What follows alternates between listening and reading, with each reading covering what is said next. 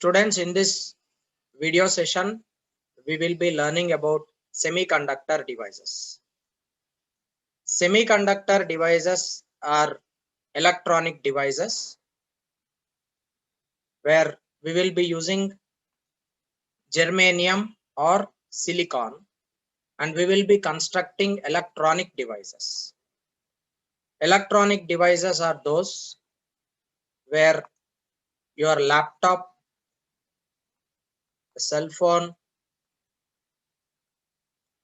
and LED, these all devices are electronic devices.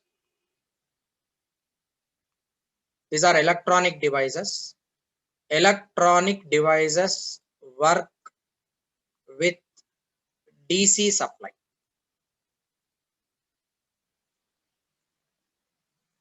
Electronic devices work with DC supply. Electronic devices are made up of semiconductor devices. These are semiconductor devices.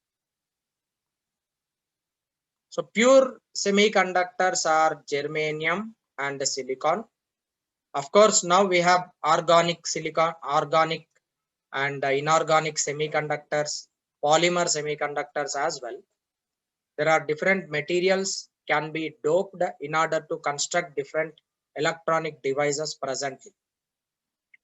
So you should remember that electronic devices are made up of semiconductors, and electronic devices will work with DC supply. You need to provide very small amount of electrical energy for these electronic devices to get operated. That is the advantage with semiconductors. Whereas fan and grinder, refrigerator, and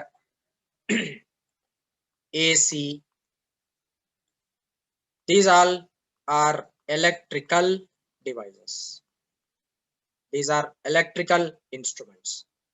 Electrical instruments work with AC supply. AC supply means alternating current.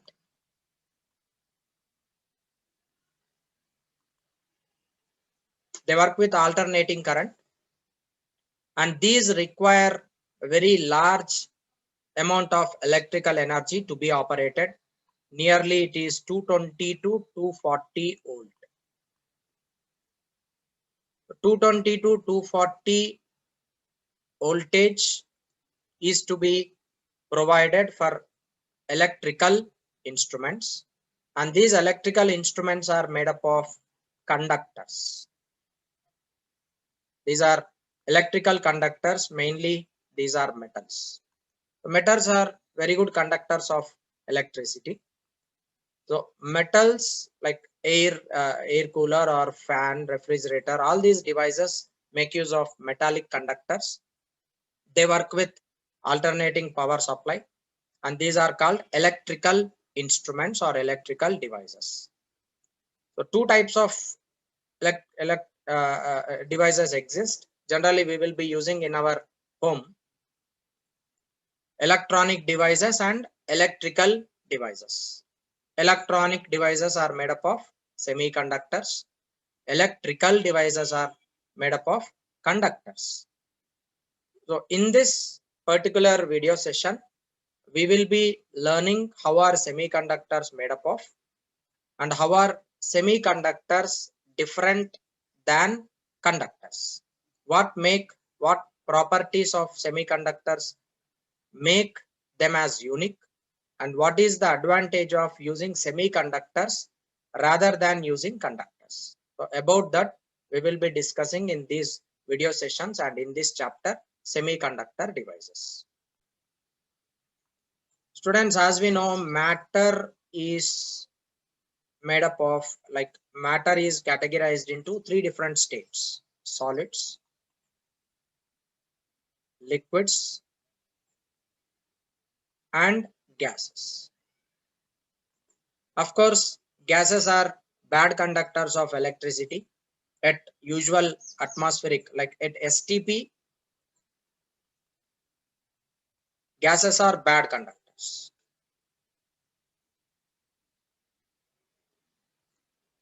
So therefore, we will not prefer gases in conduction process. In electrical conduction, we will not prefer gases because at standard temperature and pressure, they behave as bad conductors.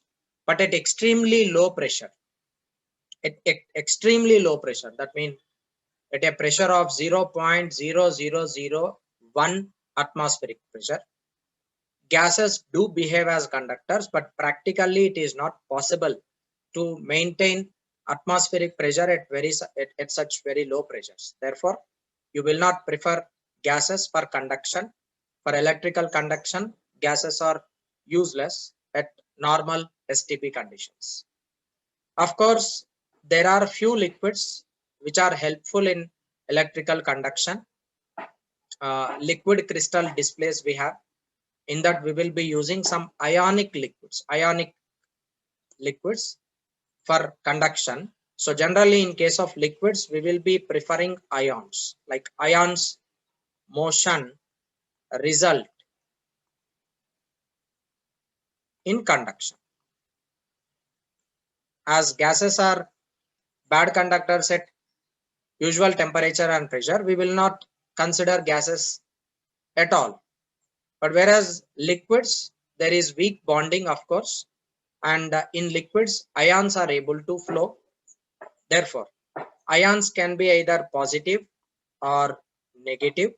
Therefore, we can prefer liquid conduction in some cases. So wherever if it is necessary, liquids we will be considering as conductors because ions are able to flow through them. And in solids, again, there are different types of solids, of course, based on the bonding, based on the nature of bonding in solids. Some materials behave as good conductors, some materials behave as bad conductors, some materials behave as conductors. So solids can be based on electrical conductivity, based on electrical conductivity. Solids can be categorized into three different types. They are conductors. Number two, semiconductors.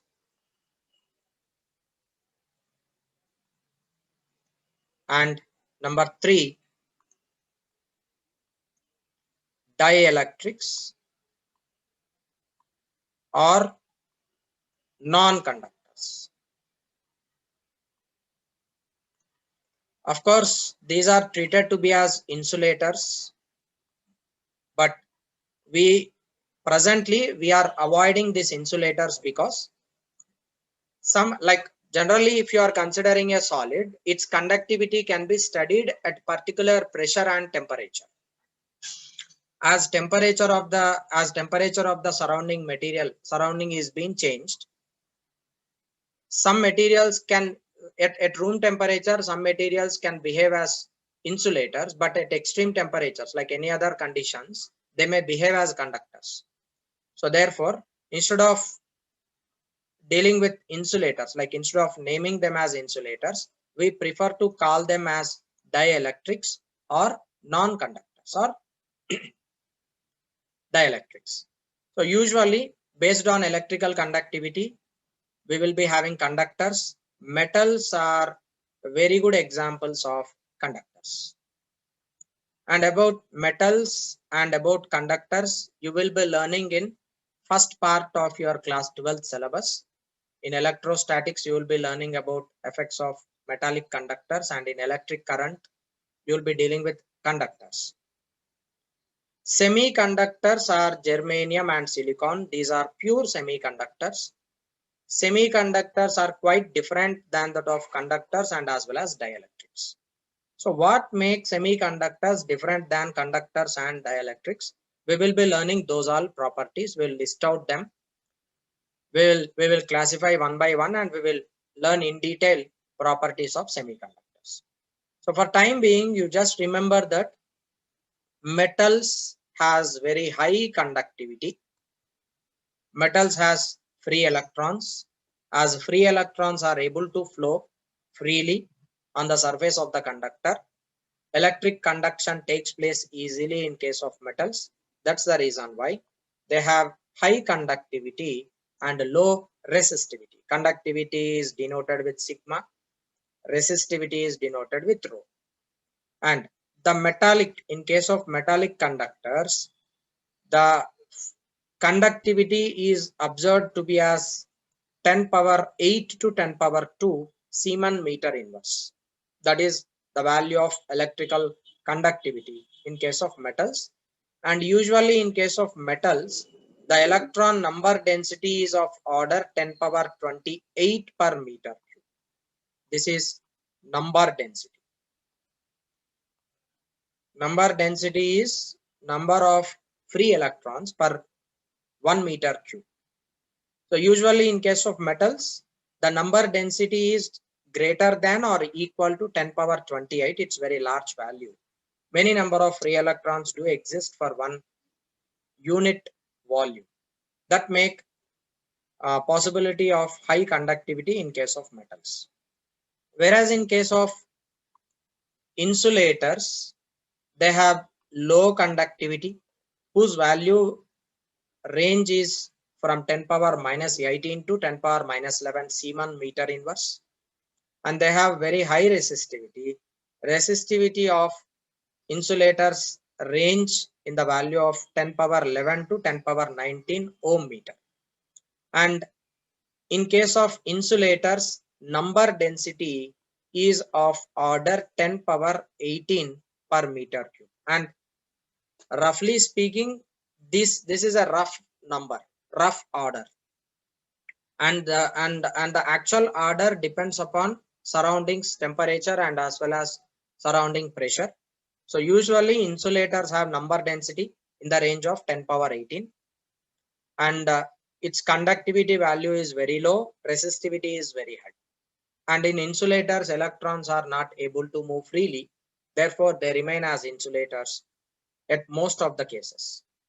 And coming to other material, they are semiconductors. Semiconductors have conductivity in the intermediate range between insulators and conductors. Its range is of order 10 power 5 to 10 power minus 6. So 10 power minus 6 and 10 power 5, that's the range of semiconductors conductivity. And in case of resistivity, the range of resistivity varies from 10 power minus 5 to 10 power 6 ohm meter, and it is in between the range of metals and as well as insulators.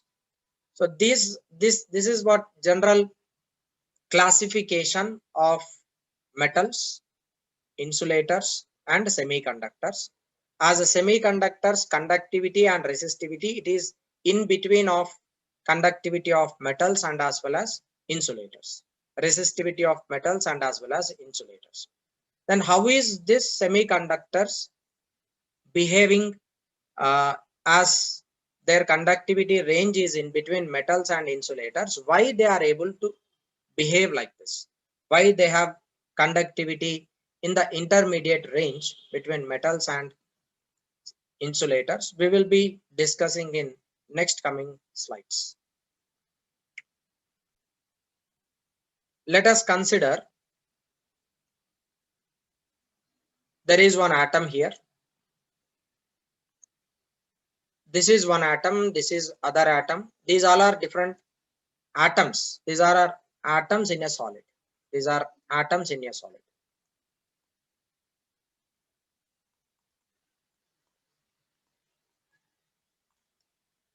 Usually, in case of liquids, there is weak bonding, right? There is weak bonding, and in case of gases, there is no bonding at all. Molecules are able to flow.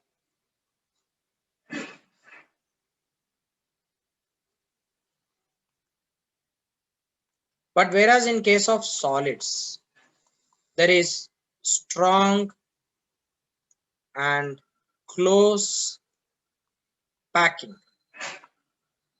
and bonding.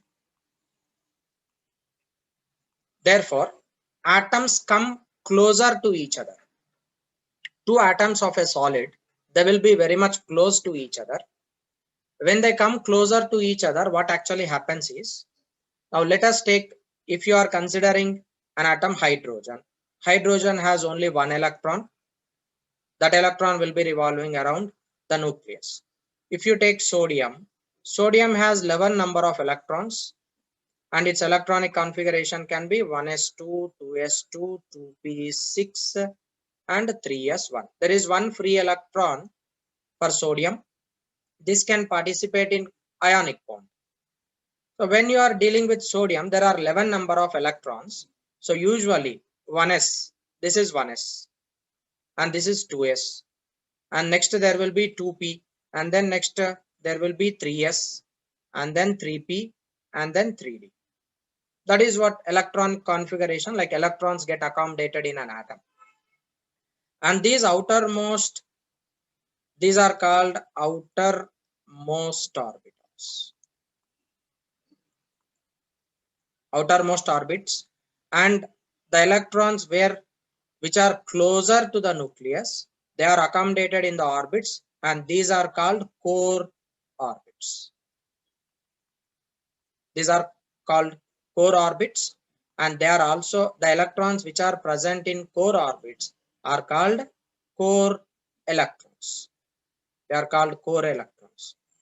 And the electrons which are in the outermost orbit, they are said to be as valence electrons. Obviously, you will be learning about these all things in chemistry, in chemical bonding, and in other chapters you will be dealing with these all. So I am not going deep into this.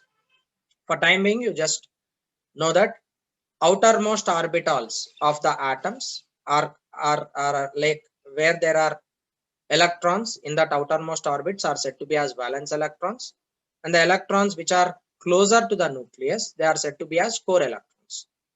Now, if I am considering a solid, in case of a solid, like this is one atom, because of close packing, like this is one atom, and there will be orbitals like this,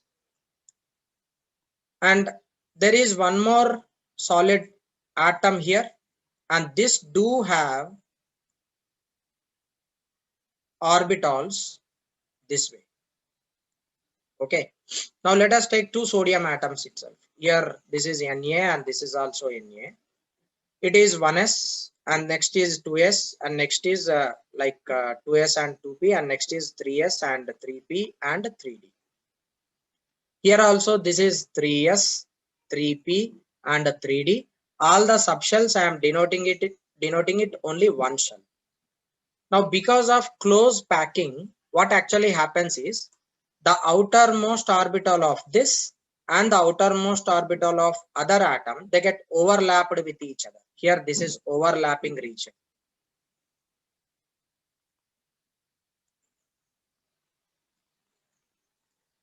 This is overlapping region, and when the packing is close, if the in case of solid, as the atoms are closely tightly packed with each other, the outermost orbitals of the atoms get overlapped with each other, and due to that overlapping, electron from one atom can come to the other atom, just like how see here in this example, like in the figure I have shown you, this is one atom and this is the other atom.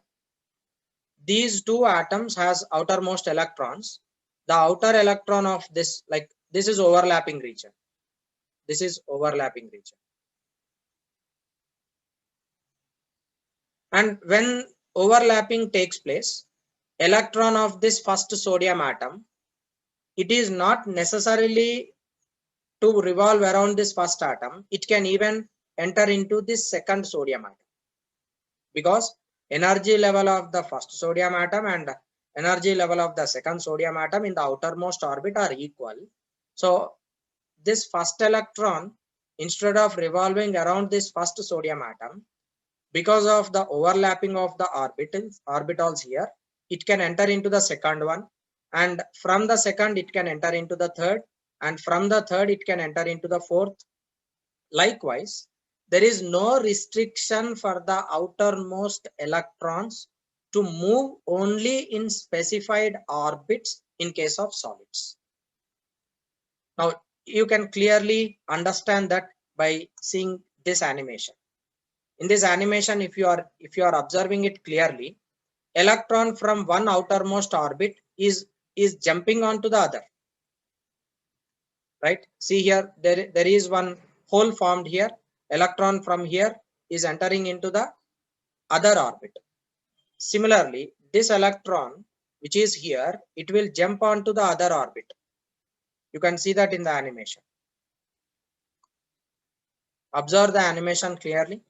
Electrons from one orbital can jump into the other atomic orbital because of overlapping of outermost orbitals.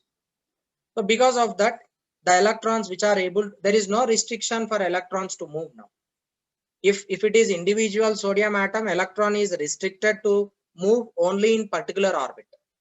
But if it is in case of bonding, right, strong bonding, the atom, sodium atom, which is having one valence electron, that valence electron have no restriction.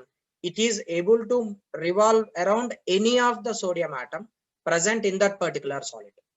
So such all electrons which are able to move in valence electron energy levels are said to be as valence electrons.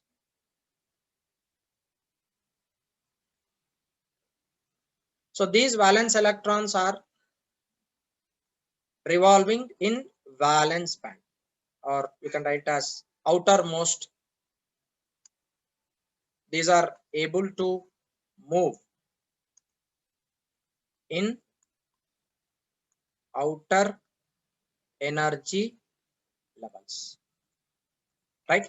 So see, now you are able to clearly understand that energy level of first sodium atom, energy level of second and third, like that they are getting overlapped with each other. So all the electrons combine and they just move on the surface of the metal and they form electron clouds. This overlapping of energy levels, overlapping of outermost orbits results in formation of energy bands. Because of overlapping of outermost energy levels or outermost orbits of those particular atoms results in the formation of energy bands, and in these energy bands electrons are able to move freely. That makes bonding in conduction, like in case of conductors it happens so in case of conductors, electrons are able to move freely at room temperature. They are able to move on the surface of the conductors. That's what happens in case of solids.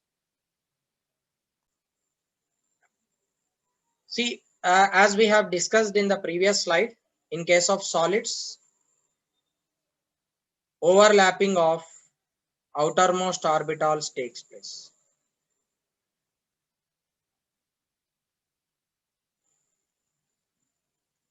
Overlapping of outer orbits takes place in case of solids. Same thing happen in case of conductors, in case of semiconductors, and also in insulators. In conductors, semiconductors and insulators, as they all comes under solids, in all the solid materials, outermost electrons, outermost orbitals get overlapped with each other. But the electrons are able to move from one orbital to another orbital in case of conductors and semiconductors at external conditions. But in insulators, it is not happening so, even though it is a solid. So people are unable to explain by usual theories how insulators are not getting such characters as that of conductors and semiconductors. So yeah, generally metallic theories, there are metallic theories where metallic theories explain theories explain conduction in metals. Metallic theories explain conduction in metals, like how electrons are able to move freely, how they are behaving as good conductors of electricity and as well as good conductors of thermal, like heat energy. But they are unable to, using this metallic theories, people are unable to explain how insulators are behaving peculiarly.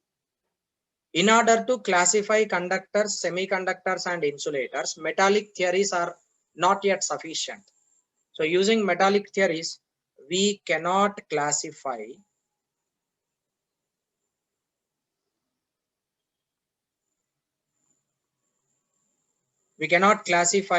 solids into different types, like conductors, insulators and semiconductors. Like we of course we are able to classify them, but we cannot exactly tell why insulators are behaving in such a way. The properties of conductors, insulators and semiconductors are not clearly explained by metallic theories. Later on, many scientists combinedly developed band theory of solids. Using band theory of solids, we can classify materials into three different types. We can explain why metals are behaving as good conductors, why semiconductors are behaving as conductors at room temperature, and why insulators are not behaving as conductors. You can classify them using band theory of solids. This was not developed by one person. It is collective work. Band theory of solids is developed by collective work of many scientists. Now, what actually happens in case of band theory of solids? Let us discuss that. I am taking one solid where there are energy levels. There is one energy level, like this is 1s, 2s, 2p and 3s. Now in 1s orbital there will be 2 electrons, and in 2s orbitals there will be 2 electrons, and in 2p there will be 6 electrons, and in 3s there can be 2 electrons. We say that they are completely filled, right? In 1s orbital 2 electrons get accommodated. It is said to be completely filled. And in 2s also, if it is being completely filled, there will be 2 electrons, and in 2p there can be 6 electrons if it is completely filled. Now in case of this is L is equal to, like L is azimuthal quantum number, like n is equal to, n is principal quantum number, L is azimuthal quantum number. So based on that you can take L as 0, 1, 2. There will be 3 energy levels here, like in this 2s and 2p. Principal quantum number n will be equal to 2 here. And in this there will be 3p and as well as 3d. This completely become one shell where n is equal to 3. This is one shell. Okay. Now when the atoms are coming closer to each other, there is a probability of overlapping only outermost orbitals. Only outermost orbitals get overlapped with each other. In this case, only this shell get overlapped with each other. If still atoms are coming much closer to each other, this shell may get overlapped, and these are core. This is core energy level. Core electrons will remain as it is in their own position. If at all there is much close packing, in such case the outermost orbital get overlapped with the other, and this may get overlapped with the other. It is in the range of like 1 angstrom, like 5 to 5 angstrom to 10 angstrom range. Generally that happens in the range of separation between two atoms as 5 angstrom to 10 angstrom. Whenever the outermost orbitals are being overlapped with each other, what happens? Let me explain it clearly. Now in this 2p,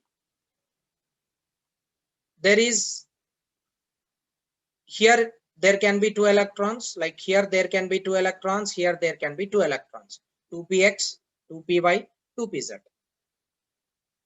And in case of 3s, we have only one shell, that is 2 electrons get accommodated here.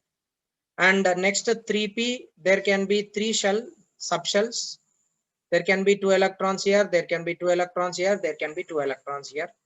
Next is a 3d, where there are 5 subshells. Here there can be 2, there can be 2, there can be 2, there can be 2, there can be 2. Now out of these 6, if these 6 are being completely filled, you need not worry about it. But in this third shell, if there are only 4 electrons accommodated, in the outermost, like only 4 electrons get accommodated, and those 4 electrons will be accommodated here in 3s level, and 3p, there will be 3px 1 electron is filled, 3py 1 electron is filled, totally 4 electrons are filled in this. And how many vacant spaces are there? 12 electron space is vacant.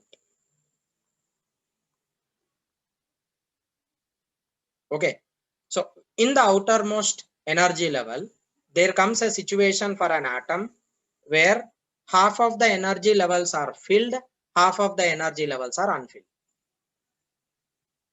So if such solids, they get closer with each other, in such cases, what happens is, as the outermost orbitals, when they come closer, now observe this figure. This is 2p orbital, and in this is 2s orbital. Now in 2s orbital, 2 electrons can be filled. So total number of spacing is 2n, and 2 electrons are being completely filled. Now coming to this 2p orbital, only 2 electrons are being filled, but empty, like number of electrons accommodated can be 6n. Followed what I am telling? So in this 2p orbital, 6 number of electrons can be filled, but out of that only 2 electrons are filled. In such case, when those atoms come closer with each other, 2 electrons which are filled here, 2 electrons which are filled in this second 2s orbital, they overlap with each other. From this 1, 2, 3, and here there is 1, this 2 get overlapped with each other. And that overlapping is being formed here, that is 2px and 2s get overlapped here. This become valency band. This become valency band. How many number of electrons are there? 4 electrons are present here. And the remaining 2 empty space is overlapped here in this case, and there will be 4n space vacant. And this is vacant. There is no electron filled in that region. And all the 4 electrons which are present here, they are present only in valency band, leaving the above band freely. Right? And these bands which are formed, they are said to be as energy bands. Energy bands are formed in solids due to overlapping of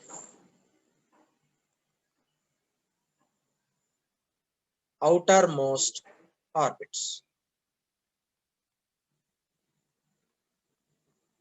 So due to overlapping of outermost orbits, energy bands are formed, and there are only 2 possible ways: the band in which there will be electrons and the band in which there are no electrons. Only 2 possible ways we have. The band in which electrons are filled, they are said to be as valence bands. That is said to be as valency band, where electrons are filled. And the band in which there is free empty space, it is said to be as conduction band. And this conduction band is unfilled. Unfilled. This is usually happening at 0 Kelvin. This happens at 0 Kelvin. Remember that.